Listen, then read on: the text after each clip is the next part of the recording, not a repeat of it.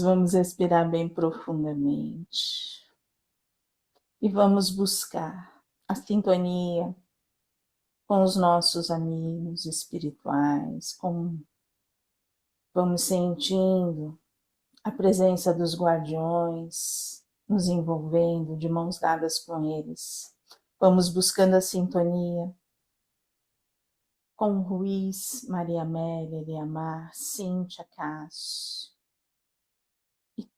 todos os mentores amigos que vão nos levando até o Hospital Santa Cruz, onde vamos nos colocando à disposição do trabalho, do estudo, e vamos nos unindo a todos os espíritos que estudam juntamente conosco, para que possamos ter a expansão dos sentimentos, do nosso cardio, e a expansão da nossa consciência, para que possamos compreender a nossa encarnação. Que seja uma tarde de equilíbrio, de muita serenidade e de muito fortalecimento. E desde já, nós vamos pedindo a presença dos nossos amigos da Fraternidade dos Cruzados a envolver todos os lares que estarão conosco. Graças a Deus, graças a Jesus. Sabrina parecia estar quieta, em estado de sono, até que, de repente, entrou em crise convulsiva e delirante. Prontamente os técnicos fizeram a limpeza daquele material tóxico, que foi recolhido em tubos para análise e uso nas dependências dos laboratórios. Seus olhos estavam virados para cima e ela se mantinha em uma rigidez impressionante. Parecia mesmo que havia se transformado em uma pedra. Depois de alguns minutos, saindo daquele estado, ela começou a falar. Se me pagarem, eu faço o serviço. Já matei mais de 1000. Quero acabar com mais 1000. Ela falava alto e com uma voz que não era sua. Ao ser pronunciada, aquela frase estava carregada de uma sonoridade estranha, que feria os ouvidos e a alma. Rapidamente, um dos técnicos interviu no perispírito da médium, impedindo-a de falar, deixando claro a inconveniência em dar continuidade àquela expressão de palavras carregadas de intenso ódio e que trazia uma magia destrutiva de alto teor em sua forma. Pouco a pouco, a jovem foi recobrando seu estado e foi levada imediatamente para a sala de esterilização. Ela seria conduzida à sua residência, onde ficaria sob vigilância de assistentes da saúde até o seu despertar. Então a gente pode entender, deu para compreender, ela estava trabalhando com o perispírito, né? Está em aprendizado, faz parte, e teve todo esse nível de envolvimento. Mas você vê que mesmo tendo todo esse nível de envolvimento no plano espiritual, ela não ficou à mercê de nada. Ela teve toda a proteção no físico. Né? Então ele sempre, assim, a partir do momento que a gente trabalha, ele sempre nos fortalece. Seja em que plano que for. Tá? Desde que o trabalho que você esteja fazendo seja sincero, né, com o intuito de você ajudar. Né? Em seguida, passamos a atuar no caso de Anita. A cabeça de Demétrios foi praticamente encostada na da recém-desencarnada. Nossos técnicos aplicaram 2 injeções nas têmporas da mulher, uma em cada lado da cabeça, entre o olho e a orelha. Sob a orientação de um médico, Demétrios fez um pequeno deslocamento de seu corpo mental inferior, somente na altura da cabeça, entrando na mente de Anita. Podia-se perceber claramente que ele realizava movimentos leves para cima e para baixo, em um deslocamento de apenas alguns centímetros, e passava sua cabeça por dentro da de Anita. O objetivo era quebrar a cristalização mental da mulher, que estava presa em lembranças de outros tempos. Depois de alguns minutos, o médium começou a falar. Não sirvo para ninguém, sou uma mãe inútil, ninguém me ama, ninguém precisa de mim, não quero viver mais, só preciso de companhia da morte, morte, que a morte me alcance. Sou falida, não sou nada, nem Deus me quer. O lamento de Anita inspirava profunda piedade. As pequenas frases que ouvíamos eram ditas com tanta dor que cortavam o nosso coração. Parentes queridos do seu coração tiveram autorização para afagar sua cabeça em gesto de muito carinho e amor. Quanto mais ela falava, mais aumentava a velocidade daquele deslocamento do médium. Parecia mesmo o movimento de uma bolinha de ping-pong, sendo batida de baixo para cima várias vezes. Até que o movimento cessou, e também a manifestação amargurada de Anita por meio de Demétrios. O médium parecia inconsciente e foi afastado vibratoriamente da senhora. Ela também foi levada a outra ala da Casa da Piedade, já que não poderia mais ficar na enfermaria. Pelos prognósticos, acordaria após algumas horas e reconheceria os parentes queridos que a acolheriam. Foi um serviço rápido e eficaz. Um espírito como ela, que caísse nos fossos do umbral ou outras regiões astrais inferiores, poderá permanecer assim por anos a fio.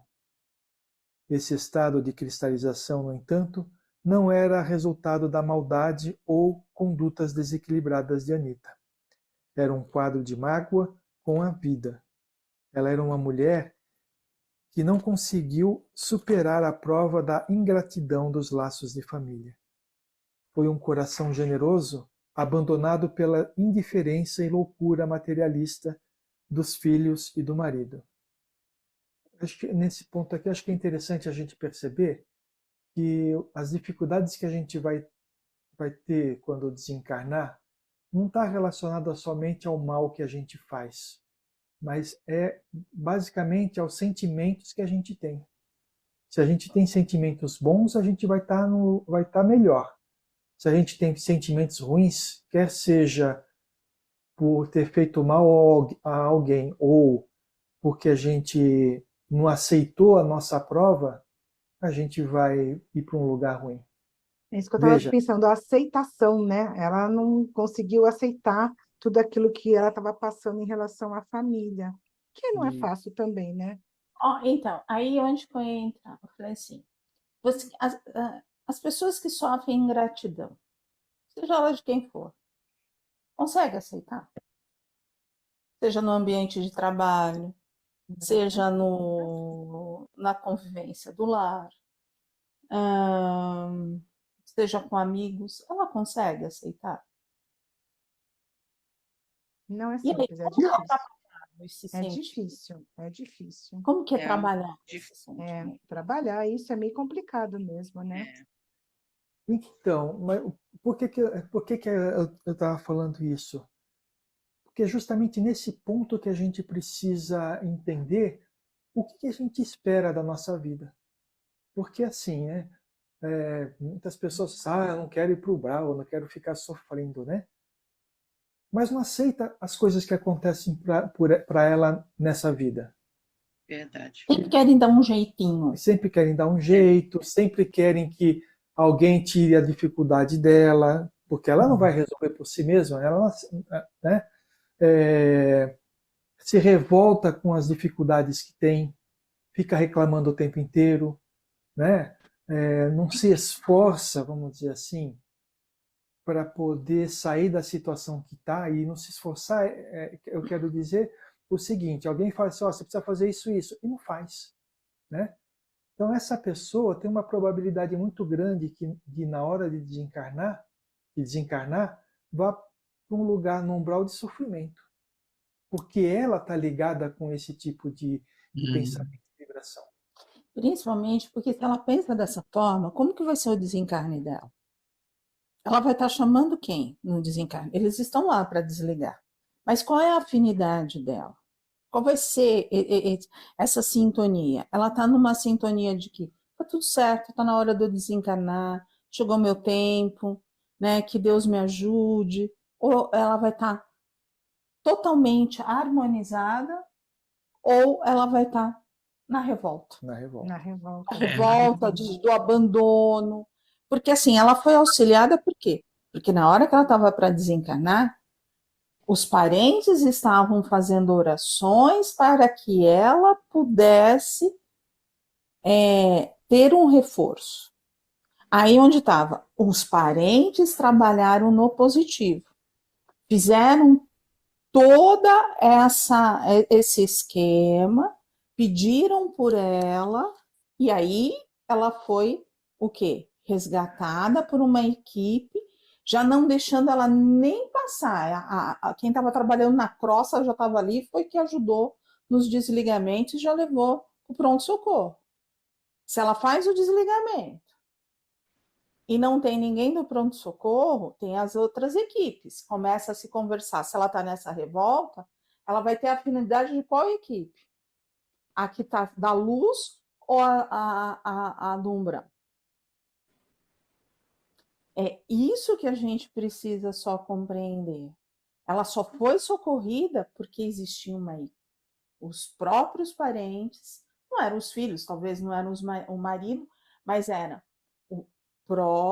as próprios entes queridos que fizeram toda essa sustentação. E aí onde faz a gente pensar. Quando a gente tem uma pessoa querida que está passando por problemas, qual é a nossa sustentação? A nossa sustentação é de medo, de insegurança, de dor. De dor por quê? Eu falo, quem está doendo? O que está doendo? Está doendo porque a pessoa vai embora ou está doendo porque você não quer passar pela dor da perda?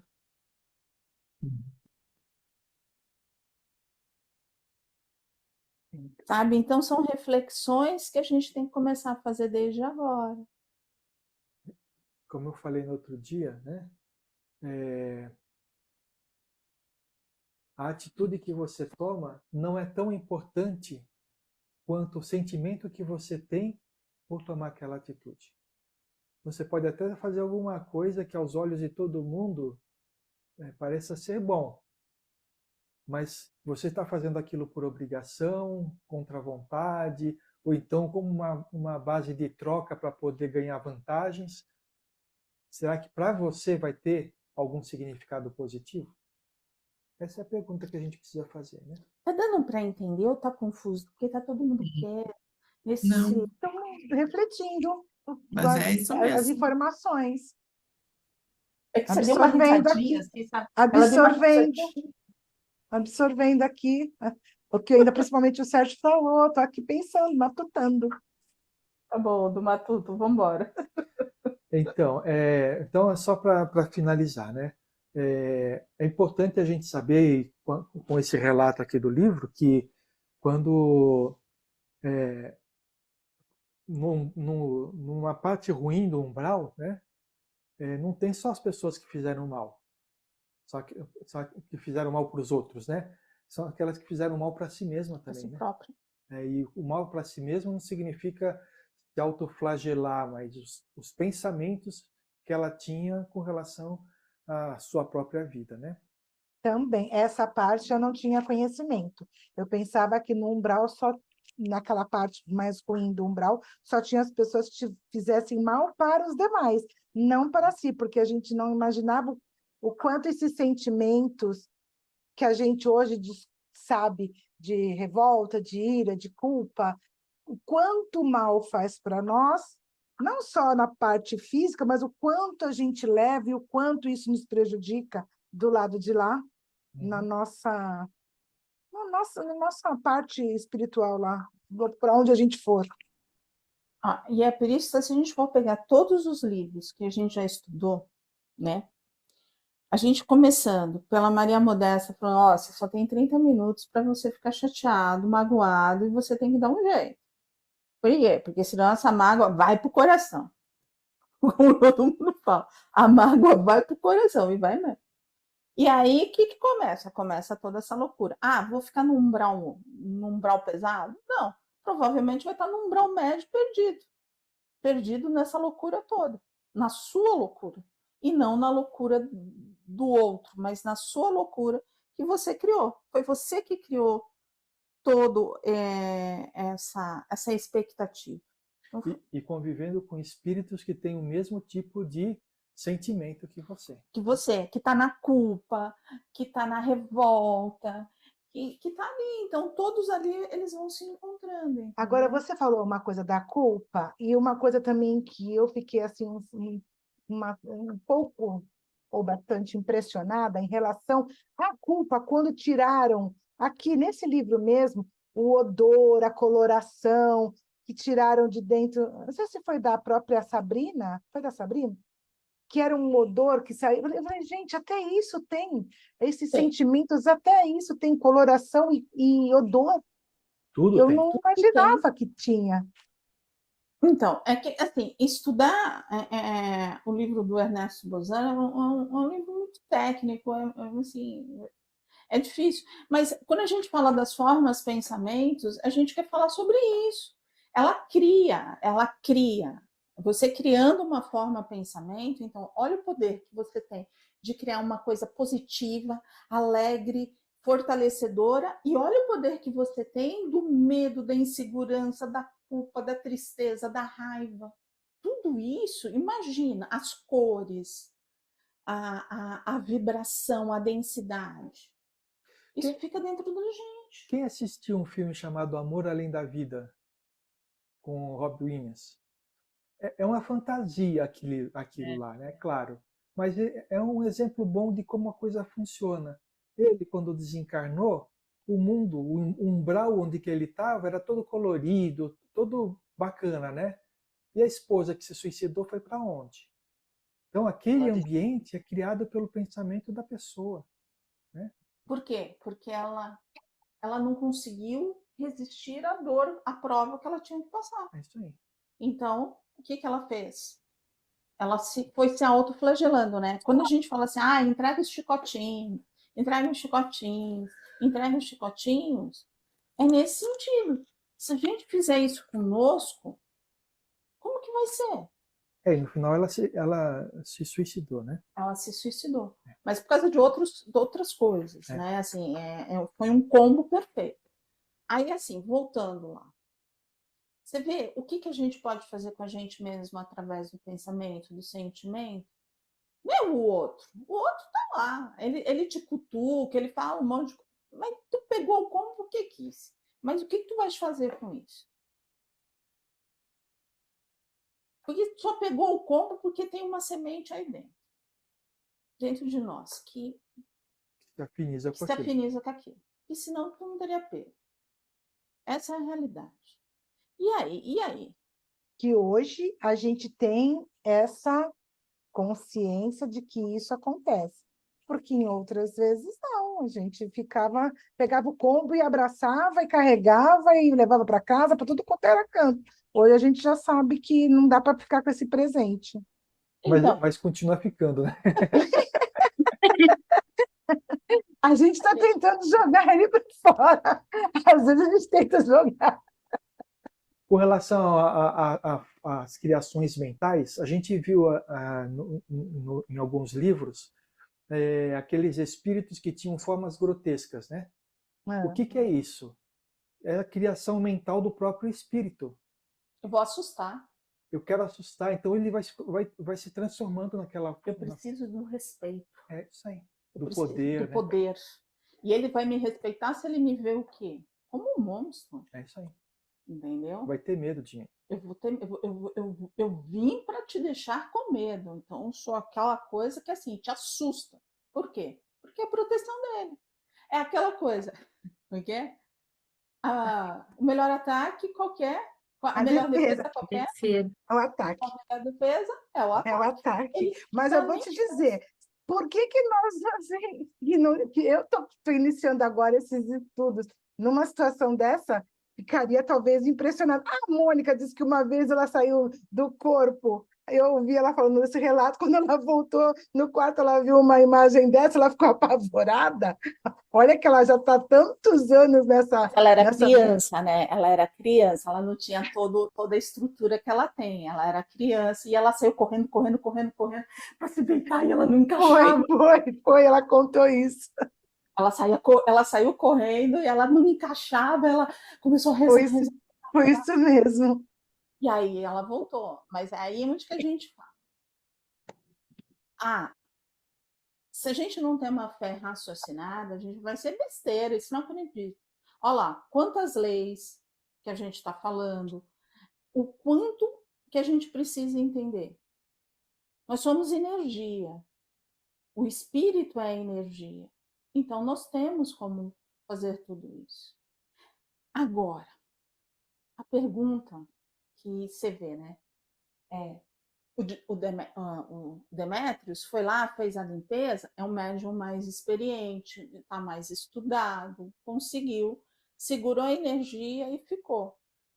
As duas energias eram pesadas. A Sabrina não, está iniciando agora. Então, o que fez? Já sentiu, já puxou, absorveu, já foi fazendo.